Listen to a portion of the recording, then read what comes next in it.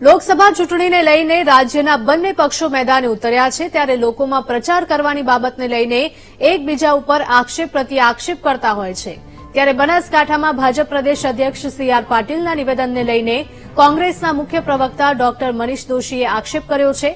સી.આર. પાટીલના મહિલાઓના વિધાનસભા અને લોકસભામાં સીટની અનામત આપવા મુદ્દે કરવામાં આવેલા નિવેદનને લઈને મનીષ દોશીએ પ્રતિક્રિયા આપી હતી. મનીષ દોશી પાટીલની વાતને જૂઠાણું ગણાવી રહ્યા છે. અને મોદી સાહેબ પ્રધાનમંત્રી બન્યા પછી લોકસભાની અંદર ઐતિહાસિક પહેલો ઠરાવ કરીને આ દેશની તમામ વિધાનસભાઓમાં અને લોકસભામાં પણ 33% બહેનોને આ મતનો સીટનો અધિકાર આપ્યો, એમને રિઝર્વેશન આપ્યું છે. કોંગ્રેસે ક્યારેય વિચાર્યું નહીં, ક્યારેક આવો ઠરાવ આવ્યો તો એને પોતાની તાકાતના બળે ઉડાવી દીધો.